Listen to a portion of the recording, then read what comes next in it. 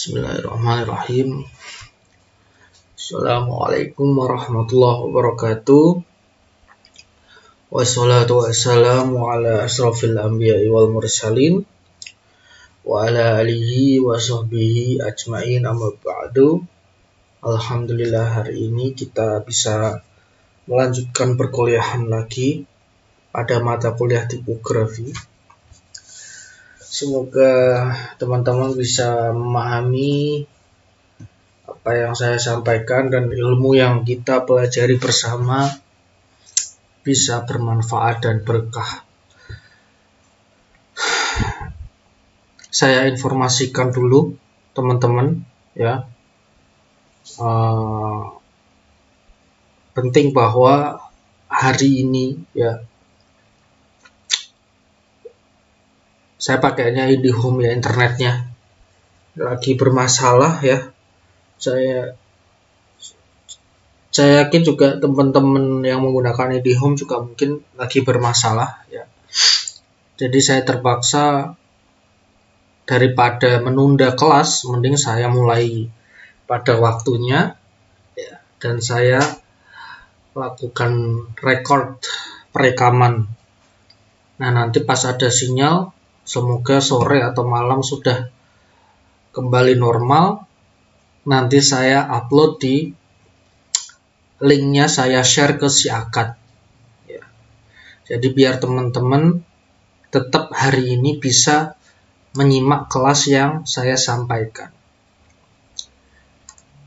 Nah, bagi yang mungkin lagi konsultasi tidak bisa saya respon ya, mungkin kendala sinyal juga mungkin ya teman-teman ya. Jadi nanti akan saya report setelah ada sinyal internet. Ya, jadi kemarin saya sudah ajarkan berbagai materi ya, dan saya sudah contohkan praktek membuat titel pada untuk membuat karya tipografi yang diangkat dari data-data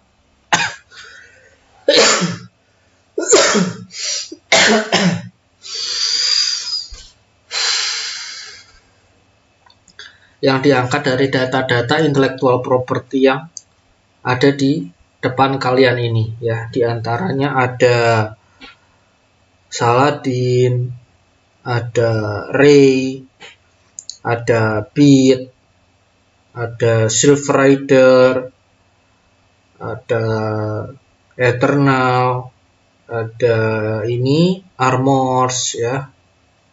Yang ini namanya Beyond, yang ini Destroyer, yang ini namanya Mebius ya. Jadi ada, terus satu lagi Zetro ya. Zetro itu nama superhero-nya Protector. Nah, itu udah saya kasih contoh semuanya nih, hampir semuanya.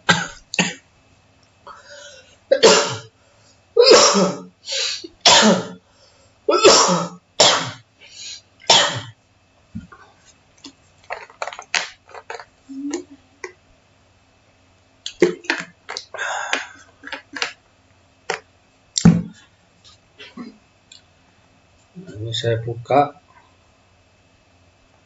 Nah, ini contoh. Ini versi saya, titel-titel yang sudah jadi. Tentunya diangkat sesuai dari data para karakter. Nah, di sini ada Armors yang temanya retro, kekuatannya listrik.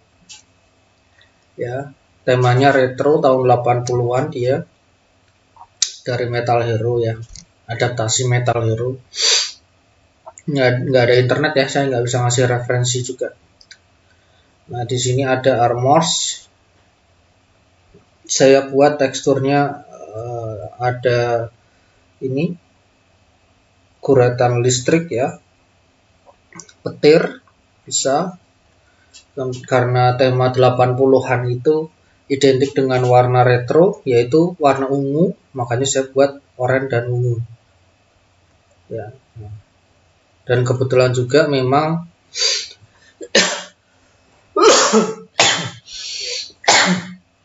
kebetulan juga Armors itu warnanya juga ungu. Ini saya buat seperti ini. Kemudian selanjutnya ada bit. Di sini saya menggunakan font dengan bentuk batu. Ya. Teman-teman juga bisa mencari font tersebut. Kemudian saya beri kesan tebal agar memperkuat kesan dia powerful, ya, tak terkalahkan. Dan warnanya dia dominan merah. Saya memilih warna merah bata di sini. Merah seperti batu bata. Ini nggak masalah. Nah, di atasnya juga saya beri gradasi warna merah. Nah, silakan teman-teman nanti membuat yang beda versi lagi, tetapi dengan tema yang sama. Nah, di situ belajarnya nanti. Jadi di situ letak belajarnya di situ. Kemudian selanjutnya ada Beyond. Ya, dia kekuatannya keajaiban, ya. Sebenarnya bangsa dengan DNA khusus punya dari lahir sudah punya kekuatan, bisa mengendalikan elemen-elemen alam. Dan dia warna dominan kostumnya, warna karakternya kuning dan hijau. Nah, ini saya bawa ke arah hijau kebiruan untuk yang warna gelapnya ini. Saya gunakan fasilitas emboss pada Photoshop sehingga jadi tebal kayak gini.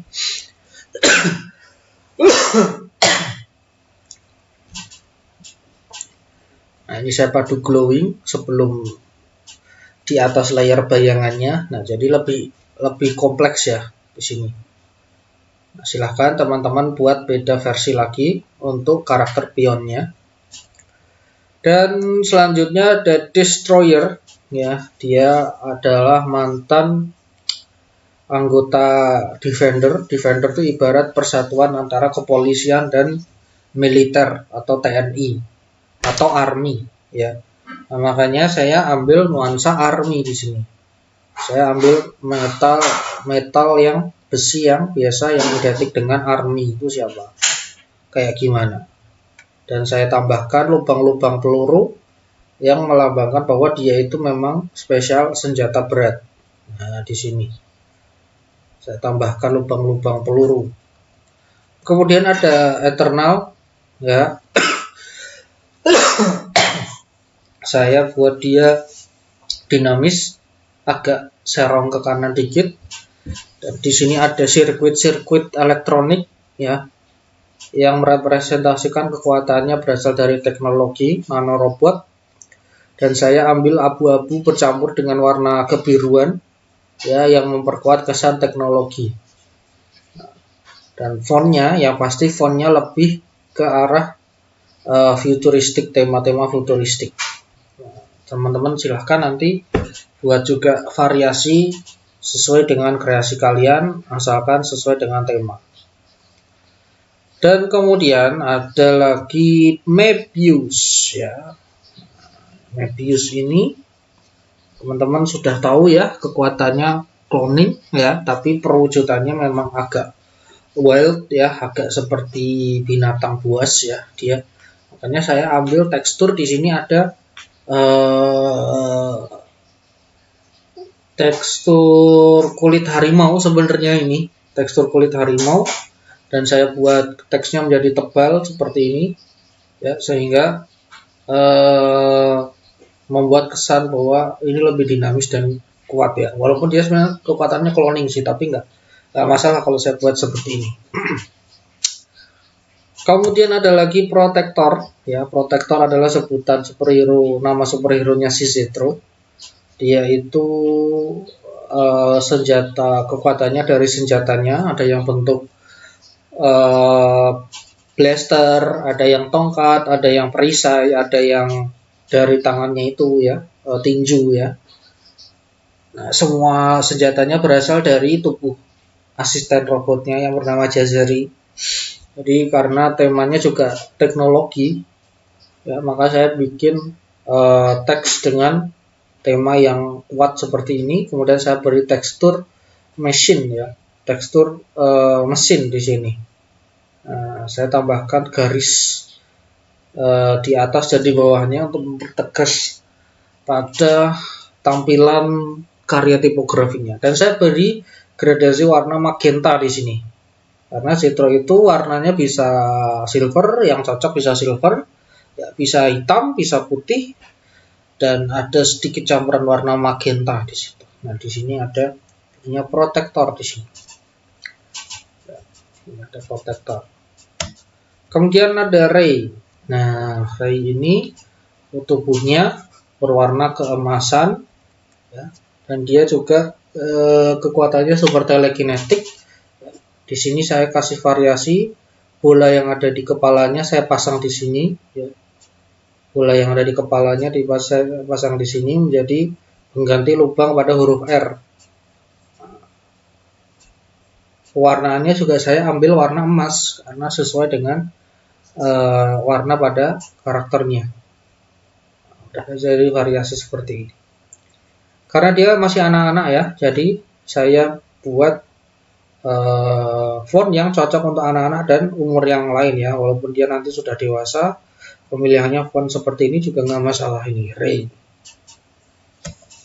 Kemudian ada juga Salahuddin Al-Ayyubi. Jadi Saladin itu kalau teman-teman tahu dia asal namanya dari Salahuddin Al-Ayyubi.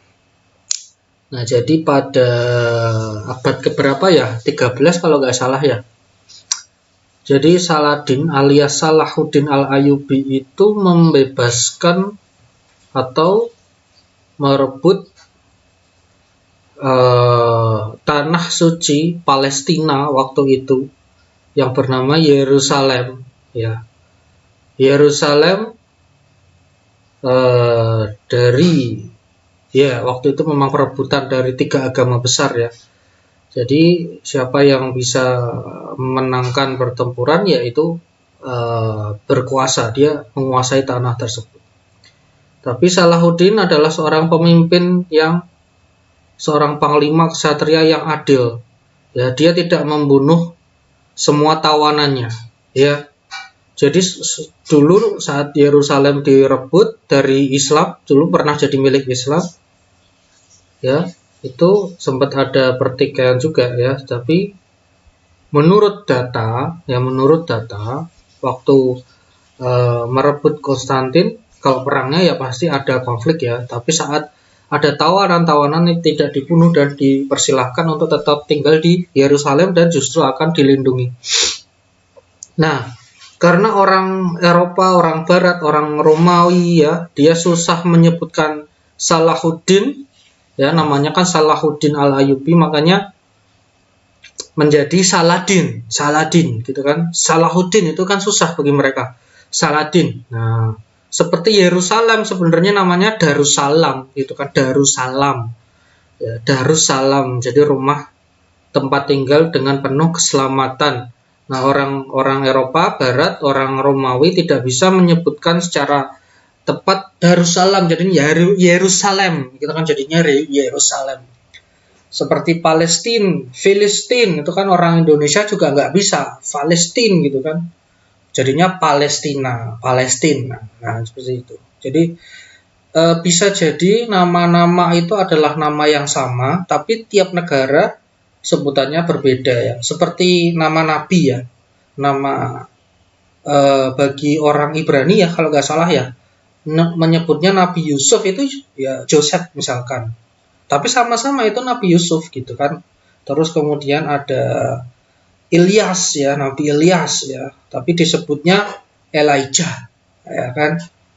Terus ada Siti Hawa, istrinya Adam ya, itu ada sebutan lain Ivi ya kan, padahal Hawa, Ivi ya, sama aja sebenarnya, sama aja. Terus apa lagi, Musa, Nabi Musa ya, jadinya Moses. Nah misalkan seperti itu nggak masalah, sama aja ya. Jadi itu teman-teman. Nah ini Saladin, jadi asal kata Saladin itu dari situ. Kemudian karena dia senjatanya pedang, saya buat representasi icon dari pedang, saya ubah menjadi blending option ya. Di blending option saya emboss, kemudian saya beri lagi tekstur warna logam sini. Saya pilih font dengan tema Arabic ya, Arabic. Nah, oke. Kemudian Silverado, ya dia Silverado juga temanya masih teknologi. Banyak ya yang temanya teknologi. Ya, Silverado.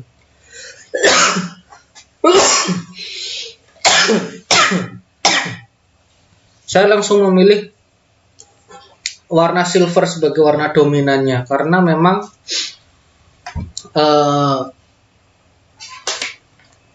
warna karakternya utamanya adalah silver, jadi langsung saya pilih silver. Jadi warna yang saya pilih nggak jauh-jauh ya. Kalau warna yang dipilih yang cocok dari karakter tersebut apa ya, warna dominan dari karakter tersebut apa, ya sudah itu yang diambil ya teman-teman ya. Nah, makanya saya pilih warna silver dengan tekstur logam di sini. Nah, tentu semua data yang kalian angkat dari data yang ada, jadi bukan ngarang ya, bukan sekedar tahu namanya aja, tapi harus tahu seluk-beluk dari karakternya. Jadi jangan ngarang. Jadi kalau saya sudah kasih tahu karakternya, datanya seperti apa, ya sudah diikuti ya. Nah, ini datanya di sini sudah saya share ke teman-teman. Nah, ini ada tulisannya, dibaca ini ya, dan dilihat karakternya. Oh, warnanya emas, berarti ya fontnya warnanya emas gitu loh. Emas atau yang berkaitan dengan warna ini, bisa emas, bisa hijau ya, yang berkaitan dengan warna karakternya. Nah, seperti itu. Jangan milih yang lain, nanti takutnya beda konsep. Nah, dari warna itu. Nah, kemudian dia kekuatannya apa? Misalkan super telekinetik ya, bagaimana memilih font yang temanya mungkin beraroma telekinetik, mungkin yang mistik, mungkin yang magic, mungkin yang fantasi. Nah, seperti itu ya. Yang pasti untuk titel jangan pilih yang serif, jangan yang pakai lengan dan tangan ya, tapi yang tanpa lengan dan tangan alias font sans serif. Nah, ini datanya sudah lengkap ya. Nah, sahabat-sahabatku, mahasiswa yang saya banggakan, jadi itu sedikit instruksi ya, instruksi dari saya ya.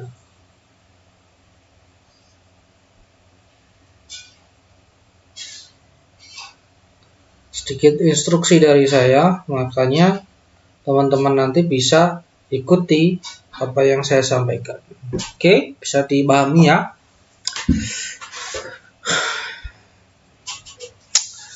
Ya, saya rasa itu yang menjadi poin penting pada perkuliahan tipografi.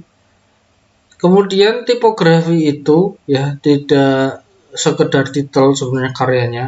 Makanya dulu saya kasih wawasan karya-karya tipografi ya, yang ada graffiti, ada lettering ya, ada yang mungkin diaplikasikan pada media yang lain. Nah, sebenarnya itu bisa untuk menambah wawasan kalian, menambah khasanah keilmuan kalian.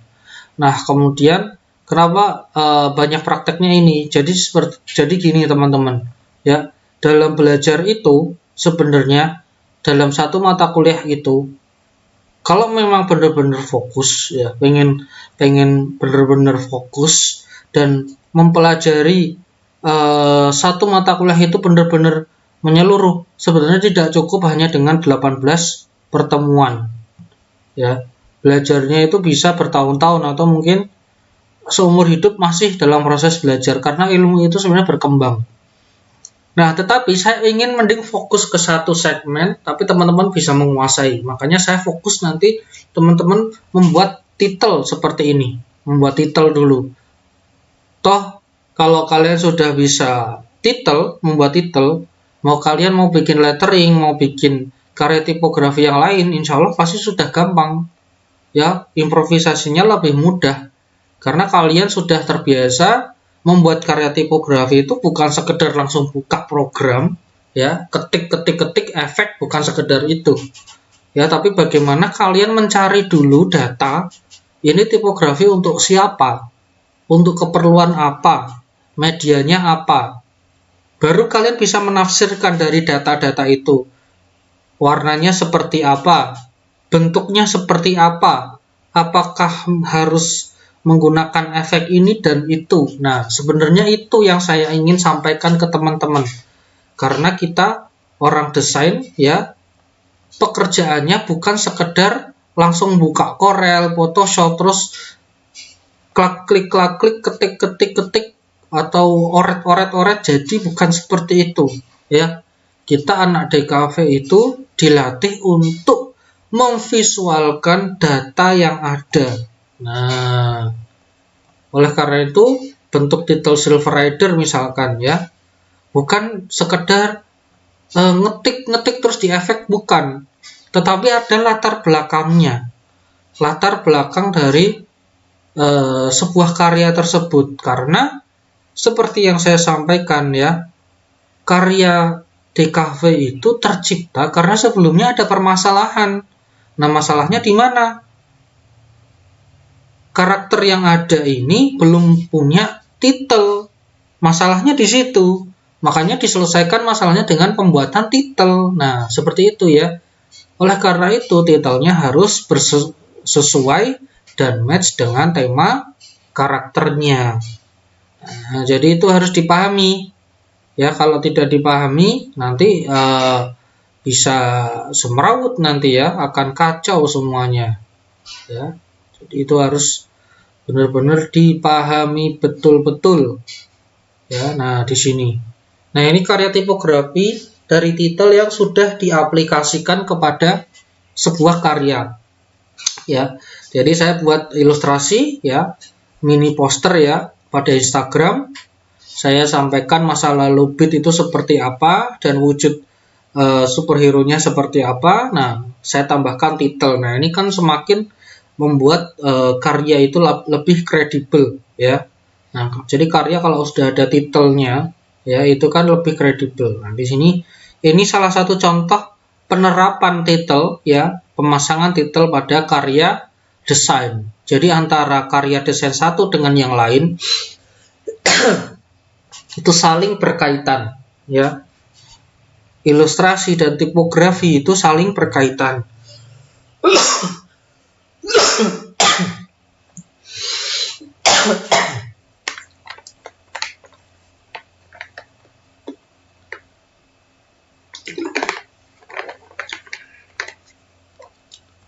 Jadi seperti itu ya.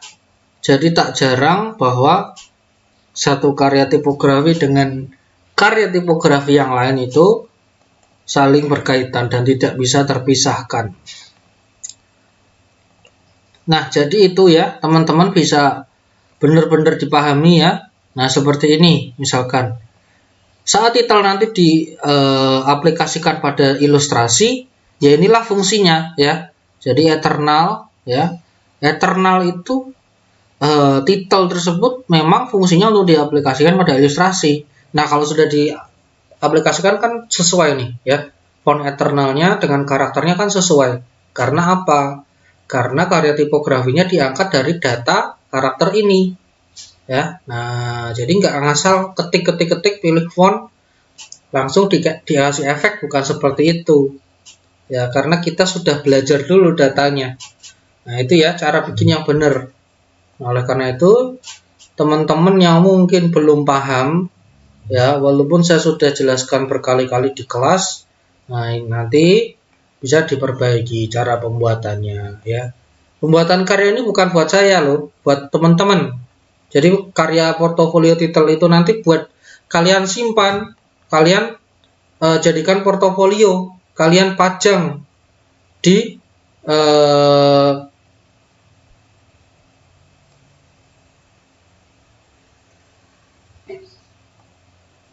kalian pajang pada album portofolio kalian, kalian posting pada Instagram. Jadi sebuah ibaratnya adalah sebuah prestasi. Kalian bisa membuat alternatif titel dari karya tipografi yang ada. Ya, jadi dari membuat titel dari sebuah intellectual property dari Indonesia. Nah, seperti itu ya. Nah, jadi bisa dibilang semua karakter ini adalah deretan intellectual property milik Indonesia. Ya, kebetulan autornya namanya Ayub Nurmana. Nah, kebetulan aja. Tapi ini adalah intellectual property original ya dari Indonesia.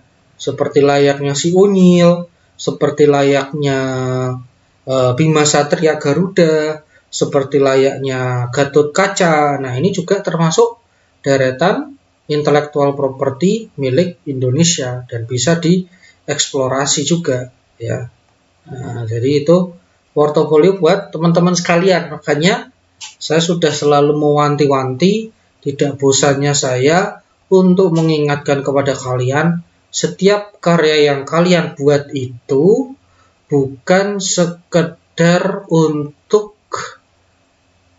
menggugurkan kewajiban, ya, bukan sekedar untuk menggugurkan kewajiban, tetapi lebih untuk kepentingan kalian sendiri, ya.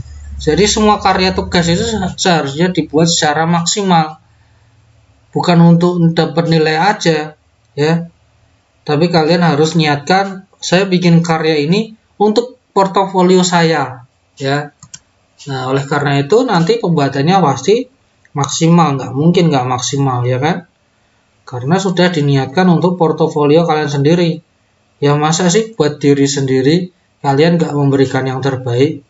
Kalau misalkan buat diri sendiri saja kalian tidak bisa memberikan yang terbaik, bagaimana nanti kalian saat punya klien, saat kalian menjadi seorang karyawan perusahaan, saat kalian nanti menjadi seorang entrepreneur, saat kalian nanti menjadi seorang freelancer, ya, kalian juga dituntut untuk bisa mempersembahkan karya yang terbaik.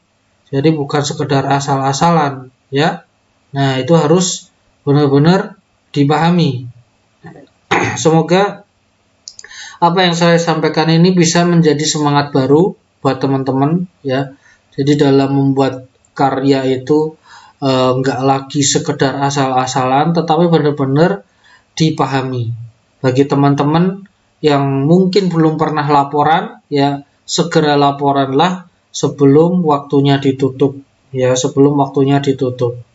Ya, kalau waktunya sudah ditutup, ya, kalian mungkin kemungkinan besar tidak bisa mendapatkan nilai yang maksimal, karena syarat untuk penilaian itu harus melalui konsultasi.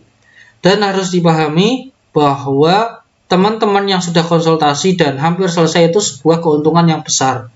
Ya, kalau nggak masalah, sudah selesai tapi belum deadline UAS, ya kalian bisa fokus ke tugas yang selanjutnya, berarti ke tugas rangkuman.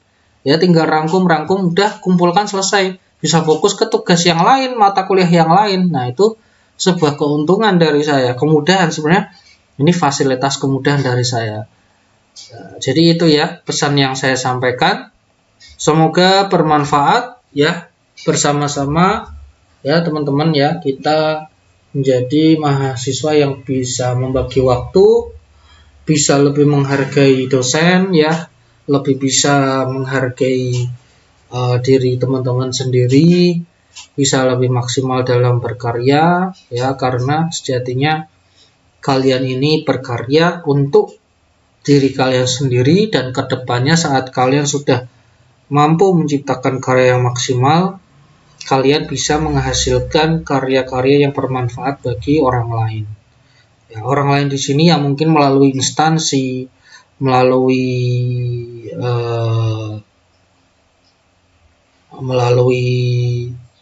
sebuah lembaga tertentu, pemerintahan, sebagainya ya.